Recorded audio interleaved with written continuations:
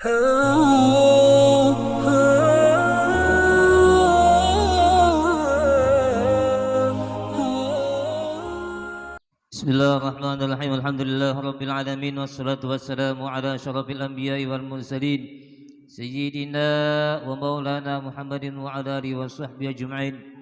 Allahumma shalli wa sallim ala sayyidina Muhammadin al-fatihi lima ughliq wal khatimi lima sabaqa nasril haqqi bil haqqi wal hadi ila siratikal mustaqim wa ala alihi washabbihi haqqa qadri miqdarihil azim. Allahumma shalli wa sallim ala nuril anwar وسر الأسرار وترك الأغيار ومفتاح باب اليسر سيدنا ومولانا محمد المختار وآله الأطهار وأصحاب الأخيار عدد نعم الله الظالم.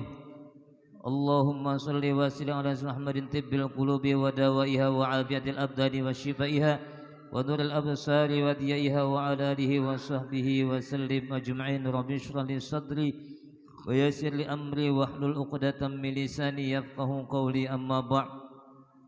Alhamdulillah, puji dan syukur kita panjatkan kehadirat Allah Subhanahu wa taala. Di malam hari ini kita dapat kembali melanjutkan pengajian kita yang insyaallah akan kita laksanakan setiap malam Sabtu setelah sholat maghrib sampai dengan isya. Pada beberapa pertemuan yang lalu kita sudah membahas secara panjang lebar mengenai dua di antara sujud yang dilakukan di luar dari sholat. Yang pertama kemarin itu adalah sujud sahwi, kemudian yang kedua sujud tilawah, dan insyaallah malam hari ini kita akan membahas tentang sujud yang ketiga yaitu sujud syukur. Namun sebelum kita membahas tentang masalah sujud syukur, terlebih dahulu ingin menanggapi pertanyaan dari jamaah yang menanyakan bagaimana hukumnya sholat wajib bagi makmum yang membaca suratul Fatihah 2 kali dalam 1 rakaat karena merasa ragu-ragu apakah sholatnya tersebut batal ataukah sah. Terima kasih. Ini mengenai suratul Fatihah. Jadi yang sudah ulun pernah terangkan beberapa waktu yang lalu, dalam sholat itu rukun sholat yang 13 itu terbagi atas 3 bagian. Yang pertama ada dinamakan dengan rukun qalbi, yaitu kemarin yang disebut dengan niat.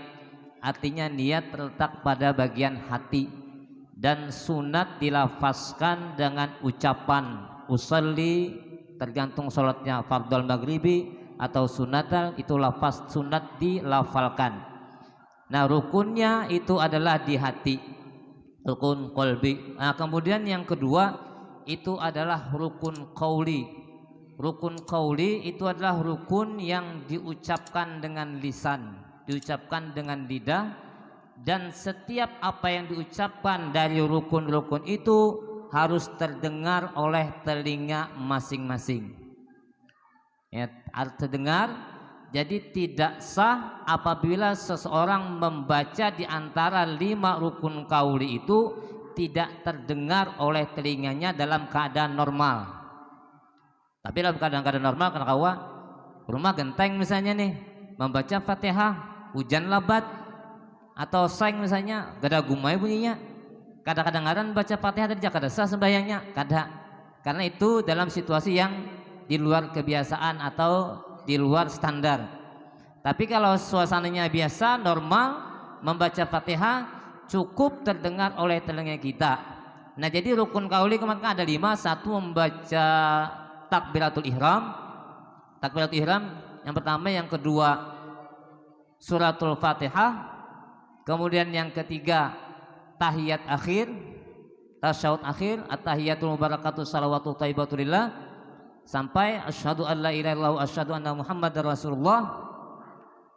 Itu tahiyat akhir minimal. Itu sudah mencukupi kewajiban. Nah, kalau sampai di situ berarti tahiyat akhirnya cukup. Nah kemudian yang keempat itu sholawat, yaitu setelah asyhadu alla ilaha illallah wa asyhadu anna muhammadar rasulullah, lanjutkan dengan sholawat Allahumma sholli ala sayyidina Muhammad, cukup. Tapi supaya jangan sampai kita dianggap pelit, ditambahi minimal dengan keluarga Nabi wa ala ali sayyidina Muhammad, sah sudah. Hendak bagus lagi kemarin tambahin sampai sunatkan sampai fil alamina innaka hamidum majid, atau ditambah dengan doa-doa yang lain. Nah kemudian yang kelima rukun kauli kemarin itu adalah salam yang pertama. Salam yang pertama itu wajib. Salam yang kedua hukumnya sunat. Nah di antara 5 rukun kauli tadi itu ada 2 rukun yang tidak boleh diulang-ulang. Artinya kada boleh di 2 kali. Bilanya di 2 kali maka batalah sholatnya. Yang pertama adalah takbiratul ihram. Misalnya pian sholli fardhal maghribi salasa rakatin mustaqbilal qiblati adaan lillah atau makmuman lillahi ta'ala Allahu akbar. Pulang Allahu akbar. Berarti 2 kali takbir. 2 kali takbir alhamdulillah. Berarti batal sembahyangnya. Kalau seandainya ragu-ragu juga nih, berarti keluar dari sembahyang. Misalnya Allah, kan kadang-kadang ada orang itu Allah, ulang-ulang Allahu akbar sampai 4-5 kali, kadang-kadang itu karena ragu. Nah, sebagian ulama mengatakan ragu-ragu itu adalah setan yang harus ditinggalkan. Jadi kalau memang ragu-ragu itu biasanya sekali ragu-ragu berikutnya akan ragu-ragu lagi, karena sudah menjadi was-was di hati, itu kebiasaan akhirnya. Nah termasuk Fatihah tadi ragu-ragu juga itu. Nah kemudian yang kedua yang tidak boleh diulang dari 5 rukun kauli tadi adalah salam. Nah salam, kalau misalnya Bian sebelum tahiyat awal, sebelum tahiyat akhir ini salam assalamualaikum, hanya sampai asyhadu alla ilaha illallah assalamualaikum misalnya, berarti kada tuntung dulu nih ya. Kalau kada tuntung, nah sekali pulang salam ke kanan pulang, nah berarti sholatnya batal. Tetapi kalau salamnya setelah tahiyat akhirnya itu sudah sempurna, misalnya Allahumma sholli ala sayyidina Muhammad wa ala ali sayyidina Muhammad sampai seterusnya misalnya, atau sampai di situ aja assalamualaikum warahmatullahi, hendak 10 kali kayak bilang assalamualaikum assalamualaikum assalamualaikum assalamualaikum, kada apa-apa lagi sudah, karena sudah di luar sholat. Nah kemudian mengenai yang 3 tadi itu 2 sudah kalau. Yang 3 apa? Yang pertama Al-Fatihah, yang kedua tahiyat akhir tadi at-tahiyatul mubarakatuh shalawatu thayyibatulillah, kemudian Allahumma sholli ala sayyidina Muhammad. Setiap rukun kauli yang diucapkan itu tidak boleh tertinggal 1 huruf pun. Tidak boleh tertinggal tasdid tadi, misalnya Malik yaumiddin, tasdid loh mid tuh. Lalu baca Malik yaumiddin, midin, berarti tertinggal huruf tasdid. Ya Allah, tasdidnya itu ada huruf dal di situ. Jadi middin sebenarnya itu dalnya itu 2. Middin. Misalnya waladhdallinnya walado ya, karena waladnya itu tasdidnya hilang, waladdo saja waladdonya waladolin, berarti tasdid di do-nya hilang, tasdid di lamnya hilang, berarti rusak Fatihahnya, berarti harus diperbaiki. Nah diperbaiki. Ada beberapa kaidah yang harus dipenuhi dalam membaca Fatihah. Yang pertama itu Fatihah harus tertib dari ayat ke ayat, kada boleh tabolak-balik. Kalau misalnya Bismillahirrahmanirrahim Maliki yaumiddin Alhamdulillahi rabbil alamin, harus tertib ayat 1, 2, 3, 4 dan seterusnya. Nah dalam membaca Fatihah itu ada 2 teknis. Ada yang dinamakan dengan ashabul yamin caranya. Yang kedua ada dengan cara muqarrabin. Yang ashabul yamin itu kita membaca dulu secara lisan Bismillahirrahmanirrahim, lalu di hati mengumpati Bismillahirrahmanirrahim, Alhamdulillahirabbil alamin, hati pulang Alhamdulillahirabbil alamin, Arrahmanirrahim, hati pulang nih ucap Arrahmanirrahim, Maliki yaumiddin, tapi hati mengiringi. Nah, hati itu mengiringi ketika lisan kita mengucapkan Bismillahirrahmanirrahim, hati kita mengiringi mengucapkan Bismillahirrahmanirrahim. Nah, tempat juga hati nih, hati tergerak juga. Nah, yang kedua bisa hati terlebih dahulu, baru lisan. Kadang-kadang kan pikiran nih Bismillahirrahmanirrahim, lalu kepikiran hati pasti Alhamdulillah, baru diucapkan Alhamdulillah. Nah, Maliki yaumiddin hati, kemudian diucapkan dengan lisan Maliki yaumiddin. Iya, kena hati lawan pikiran. Itu cara yang kedua, sama-sama diperbolehkan. Kemudian yang ketiga, tidak boleh ada jeda. Nah, dua, sambung dari ayat ke ayat, dan tidak boleh ada jeda. Tidak boleh ada jeda antara satu ayat ke ayat yang lain. Bila ada jeda, tapi jedanya tuh hanya sekedar satu napas untuk menarik napas. Misalnya gini kan, Bismillahirrahmanirrahim. Gana biane. Alhamdulillahirabbil alamin. Napas ulang. Santai benar. Nah, itu kada boleh itu. Kalau seandainya pian hendak jeda jua, itu minimal satu kali, paling kira satu kali napas lah.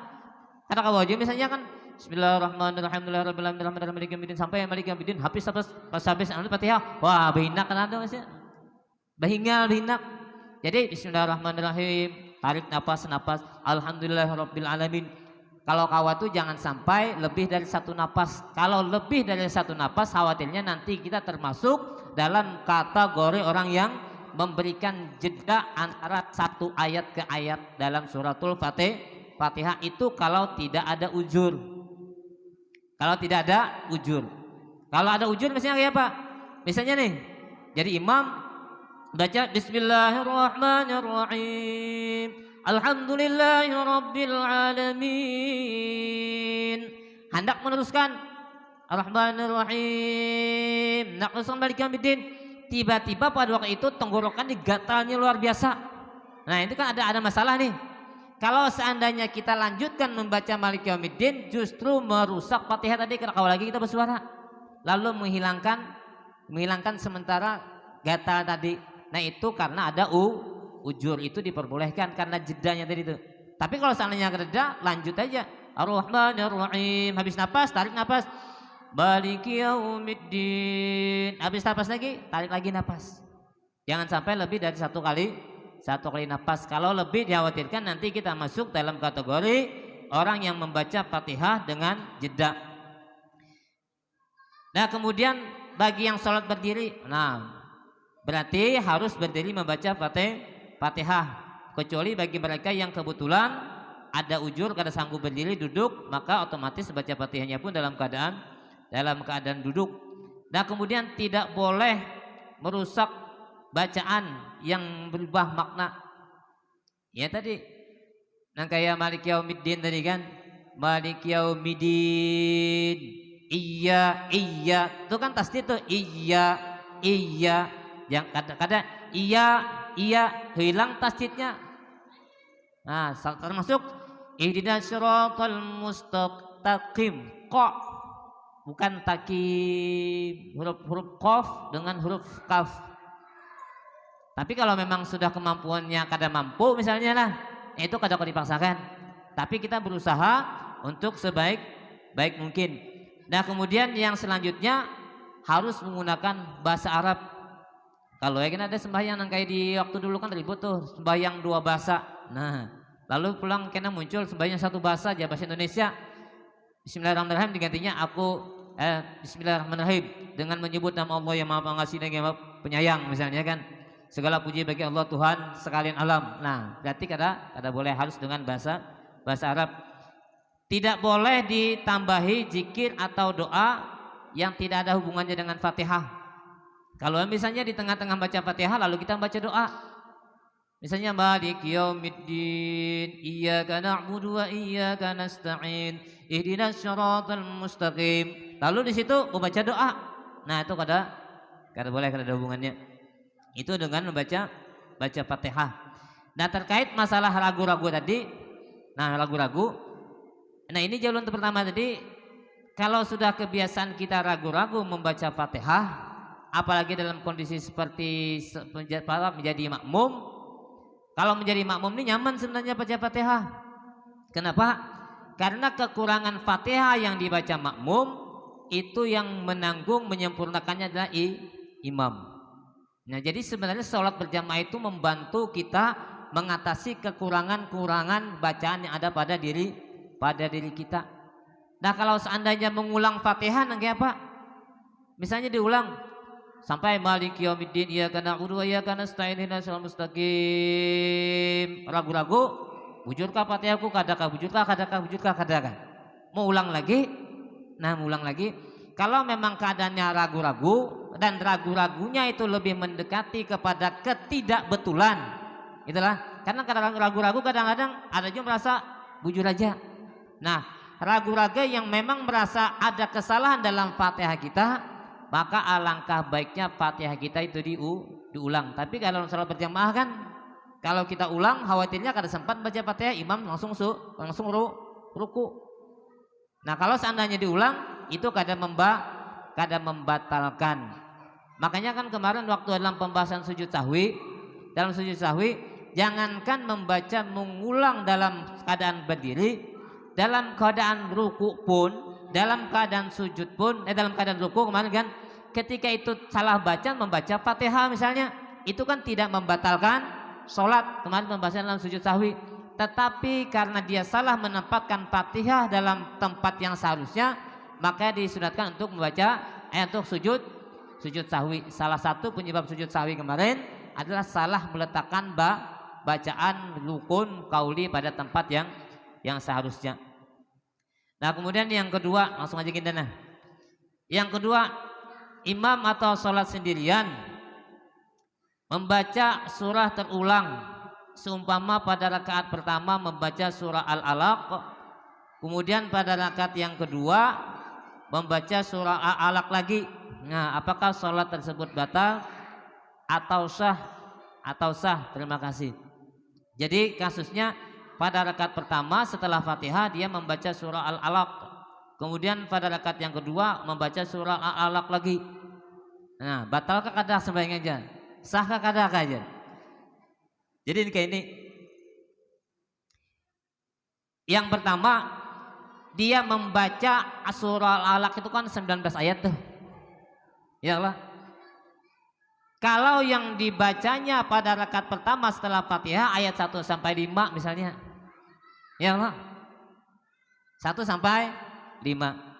Tapi yang jelas ini kada sampai membatalkan. Lah. Artinya sholatnya kada batal. Nah, kemudian pada rakaat yang kedua setelah Fatihah dia baca lanjutannya ayat ke-6 sampai ke-19. Kada apa-apa. Artinya berlanjut. Nah, memang sebaiknya dalam sholat fardu khususnya, sholat fardu lain sholat sunat lah. Sholat fardu itu ayat yang dibaca, surah yang dibaca itu yang disunatkan adalah berlanjut dari rakaat pertama kedua. Misalnya aja kalau pian membaca surah Al-Jum'ah misalnya kan, kalau dibaca satu rakaat sampai habis Al-Jum'ah khawatirnya kelawasan, kepanjangan, banyak yang kada mampu, lalu dipanggal misalnya rakaat pertama surah Al-Jum'ah ayat 1 sampai 6, kemudian rakaat yang kedua ayat 7 sampai selesai. Nah, itu kan satu surah aja tuh. Nah, di sini ada mendapatkan keterangan bahwa pada suatu ketika Nabi ini pernah juga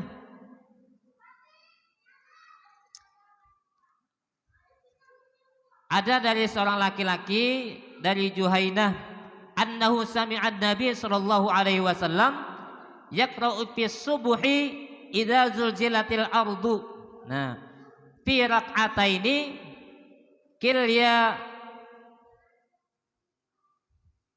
kiltaihima qala fal adri anasya Rasulullah sallallahu alaihi wasallam am qara'a dzalika amda.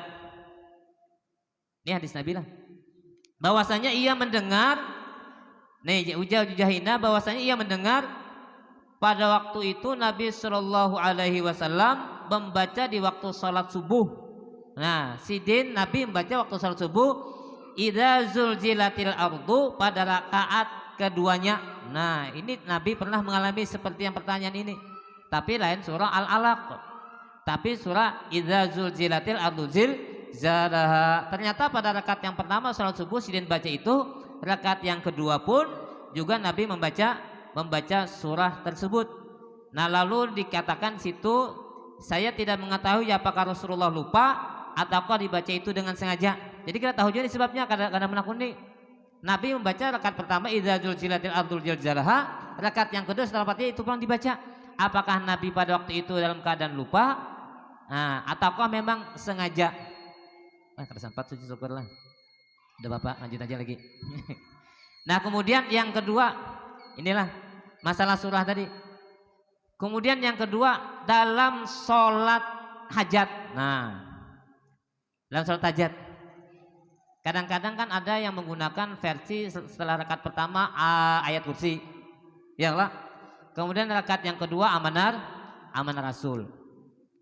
Tapi ada juga yang sering imam atau sebagian besar menggunakan setelah rakaat yang pertama dibaca qul ya ayyuhal kafirun sebanyak 11 kali lah. Qul huwallahu 11 kali itu lain lah. Itu sholat hajat berarti lain rakaat pertama dengan rakaat yang kedua. Di sini ada keterangan. Nah, sholat hifzil iman. Nah, dalam Hidayatus Shalikin. Dalam Hidayatus Shalikin ini sih di keterangan bahwa dalam sholat hifzil iman di situ dibaca pada tiap-tiap rakaat. Nah, pada tiap-tiap rakaat setelah suratul Fatihah dibaca qul huwallahu ahad sebanyak 6 kali. Kemudian qul a'udzu birabbil falaq 1 kali. Kemudian qul a'udzu birabbin nas 1 kali. Artinya pada rakaat yang pertama maupun rakaat yang kedua surah yang dibaca sama setelah Fatihah. Berarti kesimpulannya bahwa ketika kita membaca ayat Al-Quran pada rakaat yang pertama yang kedua dengan ayat atau dengan surah yang sama, itu tidak membatalkan sholat. Tetapi sangat disayangkan karena Nabi mencontohkan sholat itu yang kemarin sudah dibahas juga pada waktu pertemuan terdahulu itu, bahwa urutan surah dalam ayat Al-Quran dalam sholat itu seharusnya disesuaikan dengan urutan, jangan terbolak-balik. Contohnya tadi qul huwallahu ahad, qul a'udzu birabbil falaq, qul a'udzu birabbin nas. Maka pada rakaat yang pertama kalau hendak membaca qul huwallahu ahad, maka rakaat yang kedua jangan sampai membaca idza, karena tabulik. Berarti rakaat yang kedua paling ada 2 pilihannya lagi tuh, qul a'udzu birabbil falaq atau qul a'udzu birabbin nas. Karena qul a'udzu birabbin nas 114, qul a'udzu birabbil falaq 113, kemudian qul huwallahu 112, tabat yada 111. Nah, jangan sampai terbulik. Atau misalnya rakaat pertama qul ya ayyuhal kafirun, rakaat yang kedua maka setelah qul ya ayyuhal kafirun paling ada surah yang di bawahnya lagi, idza jaa nasrullah kah, atau misalnya surah tabat yada sampai qul a'udzu birabbin nas. Jangan lagi tabulik qul ya yang pertama, kemudian rakaat yang kedua inna a'tainakal kautsar, itu salah. Tabulik hukumnya jadi makruh. Kalian dulu sudah contohkan yang pernah terjadi pada rakaat yang pertama dibaca surah sabbihisma rabbikal a'la, kemudian rakaat yang kedua dibaca was-sama'i wat-thariq. Nah, itu kan terbalik. Karena urutan surah yang terdahulu adalah was-sama'i wat-thariq, baru sabbihisma rabbikal a'la. Itu sujud, itu masalah surah. Nah, kemudian yang selanjutnya kita bahas masalah sujud syukur. Nah, ya sudah, ini waktunya habis, biar sedikit karena dilanjutkan. Sujud syukur itu dilakukan manakala kita mendapatkan nikmat dan manakala kita terhindar dari musibah. Jadi sujud syukur tidak hanya dilakukan ketika kita mendapatkan nikmat, tetapi ketika kita terhindar dari musibah pun maka kita juga seyogianya melakukan sujud syukur. Misalnya terjadi kebakaran, nah ternyata di tempat kita selamat, maka salah satu bentuk rasa syukur kita kepada Allah Subhanahu wa taala karena diselamatkan dari musibah, maka disunatkan kita untuk sujud syukur. Atau misalnya terjadi kecelakaan, dalam naik mobil misalnya terjadi kecelakaan, ternyata yang lain itu parah, ternyata kita selamat, berarti kan kita selamat dari musibah, maka pada saat itu kita disunatkan juga untuk sujud syukur, tapi dalam keadaan berwudu, dalam keadaan menutup aurat, sama seperti ketika dalam keadaan sujud tilawah. Kadang-kadang misalnya sujud syukur selawar handap. Nah, kalau tahu kayak pemain bola itulah, pas mencetak golnya nah sujud, kalau tahu arah kiblat kemana-kemana. Nah, itu kalau tahu kiblatnya kemana ini tuh. Karena cak tuh main bola, main bulu tangkis, nah sujud syukur. Kalau tahu juga sujud bujur kah kadar gitu. Sementara syarat-syarat sujud yang harus dipenuhi itu salah satunya sama dengan syarat-syarat ketika kita dalam keadaan sholat, dalam keadaan berwudu, dalam keadaan menghadap kiblat, dalam keadaan menutup aurat. Ini kadang seorang handap mencetak gol langsung sujud syukur, wallahu alam. Dan tahu ulun tuh kisahnya itu di mana dapat salahnya. Yang setahu ulun sujud syukur, sujud tilawah, kemudian sujud sahwi itu harus dalam keadaan suci. Kada boleh kita sujud dalam keadaan tidak suci dari hadas besar, apalagi hadas besar. Wallahu a'lam bissawab. Al-Fatihah. A'udzubillahi minasyaitonir rajim. Bismillahirrahmanirrahim. Alhamdulillahi rabbil alamin arrahmanir rahim maliki yaumiddin. Iyyaka na'budu wa iyyaka nasta'in. Ihdinas siratal mustaqim. Siratal ladzina an'amta 'alaihim ghairil maghdubi 'alaihim waladdallin. Amin. Bismillahirrahmanirrahim. Alhamdulillahi rabbil alamin wassalatu wassalamu ala asyrafil anbiya'i wal mursalin sayyidina maulana Muhammadin wa ala alihi washabbihi ajma'in. Allahumma ij'al jam'ana hadha jam'an marhuma waj'al tafarruqana min ba'di tafarruqan ma'suma wa la tada' fina wa la ma'ana syaqiya wa la mahruma. Rabbana hab lana min azwajina wa dhurriyyatina qurrata a'yunin waj'alna lil muttaqina imama. Rabbana atina fid dunya hasanatan wa fil akhirati hasanatan wa qina adzabannar. Sallallahu alaihi wa sallam Muhammadin wa ala alihi wa sahbihi wa sallam. Alhamdulillah rabbil alamin.